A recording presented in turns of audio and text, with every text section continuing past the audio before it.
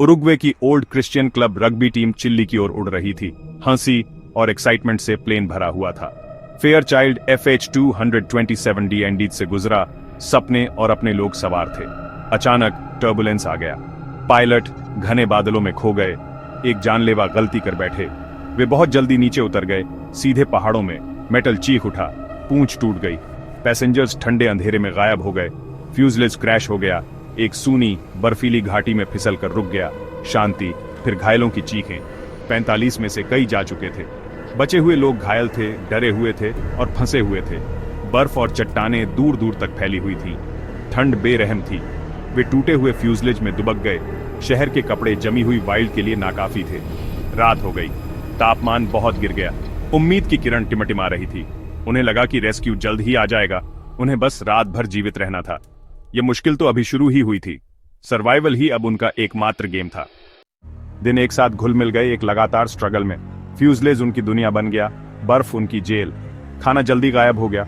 Chocolate, crackers, wine कुछ ही दिनों में खत्म हो गए। भूख उन्हें कुतर रही थी। ठंड एक लगातार दुश्मन थी।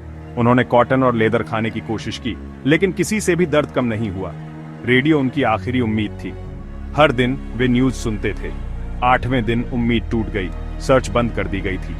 दुनिया ने उन्हें मरा हुआ मान लिया था। ग्रुप पर शांति और निराशा छा गई। कुछ रो रहे थे, कुछ प्रार्थना कर रहे थे, कुछ अंधेरे में घूर रहे थे। लेकिन अंधेरे में एक नया दृढ़ संकल्प बन गया। अगर कोई उन्हें नहीं बचाएगा तो वे खुद को बचाएंगे। उन्होंने एंडीज को अपनी कब्र नहीं बनने देने का फैसला किया। रेस्क्यू बंद होने के साथ भुखमरी निश्चित हो गई। मरे हुए लोग बर्फ में सुरक्षित पड़े थे। एक भयानक अकल्पनीय ऑप्शन नैंडो पर्राडो अपने परिवार का शोक मनाते हुए जरूरत बताई। जीवित रहने के लिए लाशों का उपयोग करें। यह एक समझौता था। मौत से जीवन, एक दूसरे से एक वादा। रॉबर्टो कैनस्सा, एक मेडिकल स्टूडेंट, सबसे पहले एक्ट किया।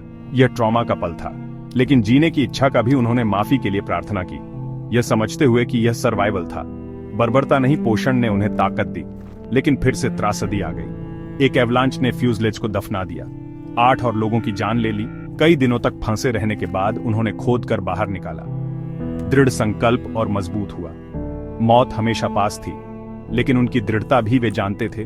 बचना ही उनकी एकमात्र उम्मीद थी। उन्हें बाहर निकलना था। रुकना मत।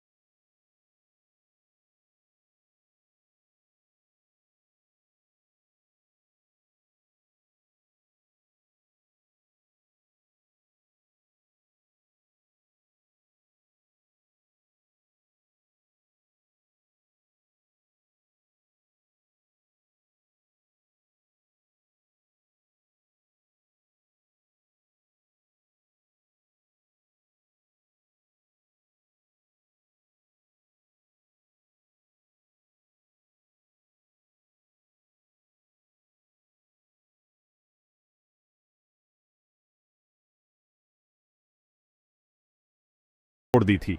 रेस्क्यू आ रहा था। नैंडो और रॉबर्टो के मैसेज ने एक ग्लोबल रेस्क्यू एफर्ट शुरू कर दिया। हेलीकॉप्टर्स ने पहाड़ों का सामना किया, 2 बचे हुए लोगों द्वारा निर्देशित।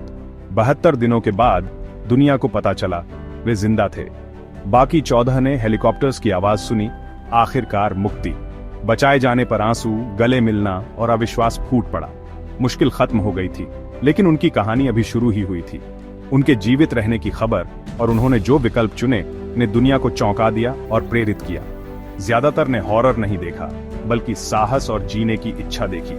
बचे हुए लोग उम्मीद और लचीलेपन के प्रतीक बन गए। एंडीज का चमत्कार मानवीय भावना का एक प्रमाण है। सबसे बुरे समय में भी कभी हार मत मानो। टीम वर्क, विश्वास और जीवित रहने की इच्छा किसी भी चीज को पार कर सकती है। कभी सरेंडर मत करो, कभी उम्मीद मत छोड़ो।